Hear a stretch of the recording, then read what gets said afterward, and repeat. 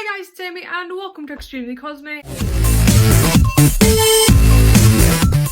It is currently Wednesday right now and I still haven't uploaded last week's vlog, so I am terribly behind. Also, I'm starting this week's vlog midweek, so I'm really sorry about that. I'm currently painting right now, so my hands are like covered in paint and I'm holding my phone, which is probably not a good idea with acrylic paint all over my hand. I'm painting this little picture of Roz from Frasier and I'm watching PewDiePie because apparently that's what I'm doing. I just want to talk about something for a second that's been really annoying me for the past few days, and I'm gonna go and wash out my paint thingy, palette thingy, because there is paint all over the place and if I don't clean it out soon, the acrylic paint will dry. I hope the sound of running water is not that off-putting for you guys. I am sorry. I want to talk about YouTube comment sections for a second and small YouTubers. The reason that I want to talk about this today is because I received a comment last night or the night before on one of my home vlogs, and it really got on my nerves and it really annoyed me and kind of hurt me a little bit as well, so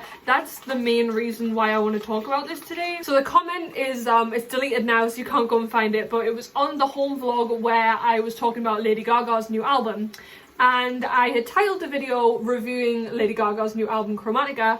And the reason for that is because every single one of these home vlogs, as you guys know, will have a theme. It's not necessarily a theme of the whole video, but it's sort of a part of the video that I can use as a title. So like on some of them I've titled it like doing DIY projects, but the DIY project is only like 1 minute of the video. It's just to sort of have an angle. And to back me up, I'm not the only vlogger that does this, because I am currently watching Colleen's vlog series on YouTube and her titles are quite misleading, if you want to put it that way. Her vlogs are like 15 minutes long and she'll title them like, oh, trying boba tea, but then the boba tea part will be like 5 minutes of the 15. So literally when you vlog, you just center it around one part of the video for a title, and usually it's the most interesting part in order to get someone's attention and make them want to watch the video. If I titled any of my home vlog series like, oh, this is just me sitting at home complaining about how bored I am playing Animal Crossing, nobody would watch that. Like, no one would watch that video. So you've got to take the most interesting part of the video and make that the title in order for people to watch it. And whether you're a small YouTuber or not, that is obviously the case, because YouTubers like Colleen do it. However, this person that commented on my Lady Gaga video decided to pull me up on this, the fact that I literally titled the video as a review and the review was only like a minute long in video. Then they accused me of using the Lady Gaga title and everything as just like a sort of way to bring people into the video. To which I replied, yes, that was my whole purpose, because I'm sorry, I'm a small YouTuber, I'm trying to get my name out there, and the only way that I can get my name out there as a small YouTuber is to put things in the title like that so that more people will find my video, whether it's a review or not. That's the way that you bring in viewers, which I just explained before. So then I replied to the person and I was saying sorry for being a small YouTuber wanting to get my name out there. I did talk about the album, so it's not completely misleading, but I know it's not the main topic of the video, but it's in the video. To which he clearly did not read my reply, because he replied back to me saying like how awful I was for using Lady Gaga as clout and that I clearly just didn't care about her at all. And I was just like, did you even read what I just said? I literally just said, yes, I kind of did use her for clout because, you know, I did put a name in the title. But also I hate the word clout because clearly I'm not out to get, what the heck clout am I getting? Like, what, like 2 thumbs up on a video and like what, like 15 average views on every single one of my videos? Is that clout to you? Like I just don't understand. Like, that is not, I'm not successful. Who am I doing this for? Literally, the video he was commenting on has 88 views. That's not clout. That's called being a small YouTuber and failing at this platform. Like, that is not clout. I just really don't know why he would go at me like that, because he does not know my circumstances on this platform. He clearly just watched that video and none of my other ones.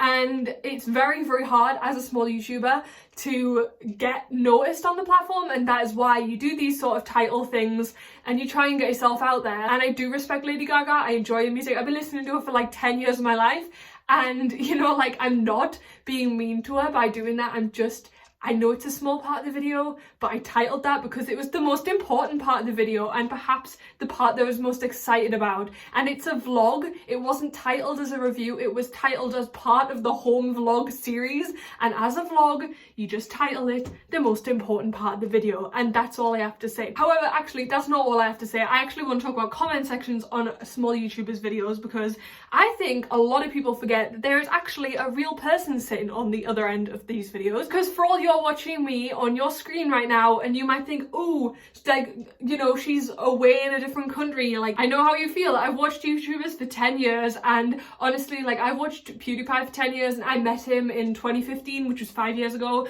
And meeting him when I've been watching him for so long was like crazy. And it was like, oh my god, wait, like it suddenly dawned on me, like, this person doesn't just exist on a screen, they exist in the real world. I think it goes for anyone. Like if you met someone from a TV show or whatever, it's like a crazy feeling meeting someone.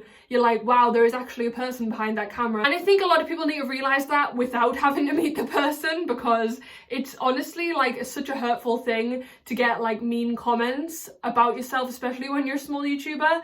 And people just kind of throw it around as if like no one's gonna read it on the other side.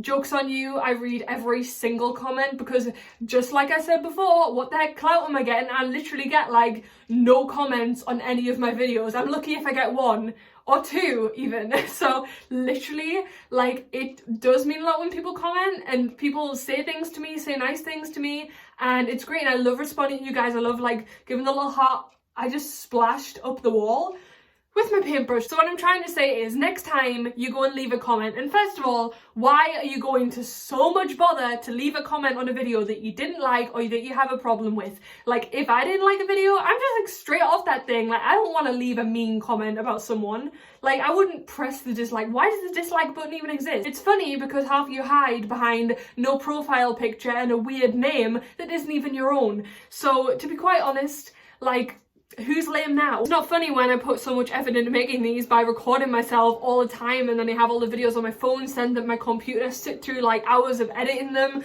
trying to make them as best as I can and most enjoyable to watch for you guys, and then to only like have a hate comment written on them out of all of the comments that I get, which is not that many. To have one of them be negative is just not very nice, and that's why I don't feel like, why would you leave a hate comment on a small YouTuber's video? I do not understand. Like, just for me, maybe because I'm not a psychopath, if I was watching a small YouTuber and I saw that they had like no comments or like 2 comments on the video but I hated it, and if I was gonna leave a negative comment, I just wouldn't, because first of all, I know that they're gonna read it because they get hardly any comments, and second of all, like, it's just gonna damage them because they're a small YouTuber and they're just starting out, or maybe they have been trying for a while and they're still trying, and it's just gonna hurt them. Why would you do that? And not saying that it's okay to do it on a large YouTuber. Like if I left a comment on Colleen's video like that was really nasty when she's got like 10,000 comments, I mean, she might still read it, you don't know. These YouTubers might actually read their comments, so I just wouldn't. I don't understand what the heck is people's problems. I would turn comments off on these things, but I really enjoy seeing you guys' comments and I don't want to turn comments off, but sometimes with like some comments that people can make, it just makes it so unenjoyable. Anyways, I'm going back and I'm going to paint again. I just turned on the camera and then forgot I was wearing makeup today. Oh my gosh. Hi everyone, and welcome to the first time that you're seeing me in makeup on these home vlogs. Can you actually believe I am wearing makeup for one? We went to IKEA today. If you know me, IKEA is my favorite shop in the world. I don't know why, I'm just obsessed with it. I think it's because like I really appreciate like the Scandinavian design. I am obsessed with it. I swear to God, my future house is gonna be like full of IKEA stuff. Like, we went there because it's open. It has been for like a few weeks, but we haven't gone because it's been really popular to go, and we also wanted to let this whole like shops opening thing kind of cool down a little bit before we went to them. So we went today and it was really fun. It was actually like really chill. There wasn't many people around and everyone was like obeying the stuff, using the hand sanitizer, so it was pretty nice. My desk is a little bit chaotic at the moment because I've been doing some art all afternoon actually, and yesterday I spent the whole afternoon doing some art and it really failed because I decided to draw a picture and they really liked it, and then I decided to draw it on a canvas, so then I painted it, and honestly when I put that paint on it was the most like awful looking drawing, and also it was like so messy. I've never done paint so messy. But today we have pencils because I've changed mediums, and I'm currently watching, I'm always watching Twitch, I swear.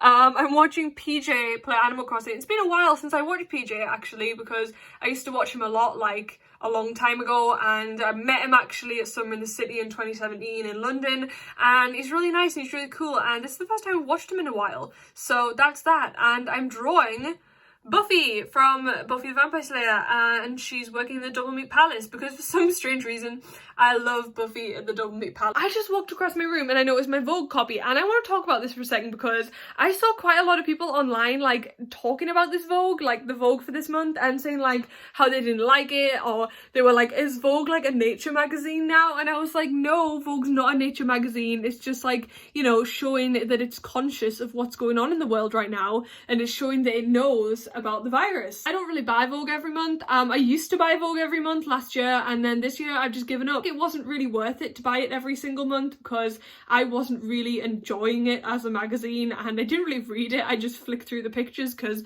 I like the photo shoots, because that's me. I like visual things like photographs and stuff. That's why I want to do photography. But I was in Sainsbury's this week and I saw this copy and I was like, you know what, this is really pretty. Like, I liked it, the color tone with the bird, and I was like, you know what, that's really cute. And I just think it's iconic with the Vogue heading, like since the Vogue font and the Vogue heading has like been so iconic over time, and then suddenly it's, you know, being used for this. I think it's really cool. I want to show you what I bought today in IKEA because very exciting. I went to IKEA to buy specifically this thing, and it was a bit weird, but I was really excited about it, so I want to show you guys. Everyone meet my bear! This is the iconic Jungle Skog bear. It was like this viral tweet someone made. It has like so many retweets. I'll put it on screen if I can find it. And it was like, I don't need a man, I just need the iconic like Jungle Skog IKEA bear. And I was like, you know what? I get that. He is huge and he's really soft and he's really floppy, and I'm just obsessed with him. Also, I'm calling him Frasier because not only does he look like a Frasier,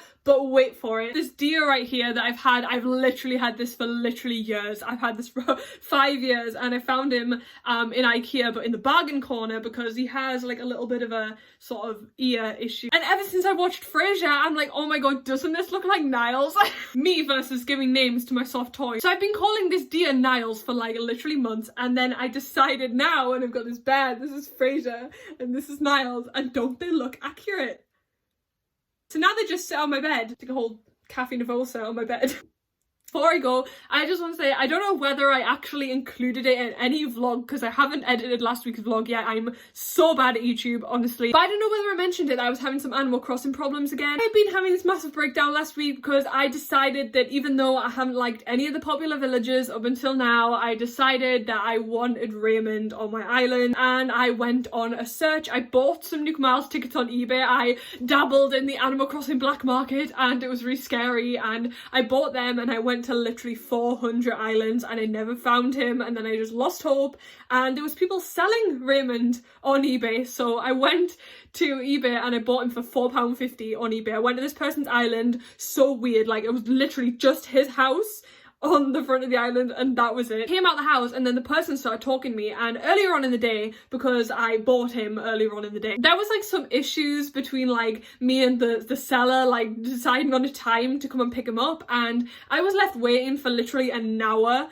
like before like I could go to the island because I was literally sat there waiting for her to message me. She said to me between 9:30, 10:15 at night, and I was like, okay, so 15 minutes, that's fine. And then it literally got to about 10:15 and I was still sitting waiting, and I was literally sick of my life. So I kept messaging her all the time, but I felt bad for messaging. But then I was like, am I still allowed to come? Like I was frightened I was gonna get scammed, to be honest. And when I was there and I came out of Raymond's house, she was like, oh, sorry for the inconvenience earlier, take whatever you want. So I I just took a few Nook Miles tickets off the front of her island, and then she saw me like wandering and she was like, you know, go around, look around the island, take whatever you like. I was literally so shook. This person had everything. They had literally a whole section of their island selling like crowns, you know, the crown that's worth like so many bells. Like they just had like crowns filling the ground, then like Nook Miles tickets like filling the ground. And then I walked over and they had every single furniture set, but like in like little boxes. So they had the diner set, the antique set, like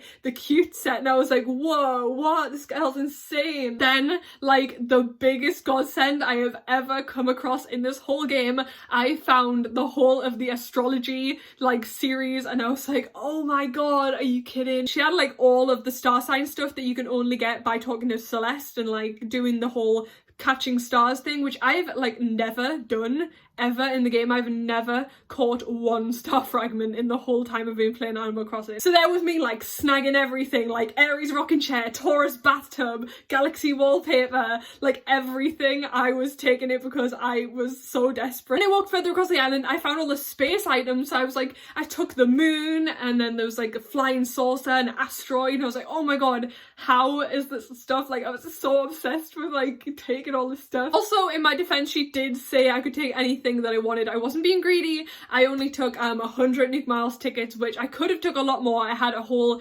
empty inventory when I went over to her island, and also I only took like the astrology stuff that I wanted. I took like 3 of the royal crowns, I think. But that's just because I'm hard up on bells. I know it's like probably really weird to talk about Animal Crossing all the time, but it's like what my life revolves around half the time. So sorry if you don't play Animal Crossing, you probably skipped this part of the vlog, but if you do play Animal Crossing, you get my struggle.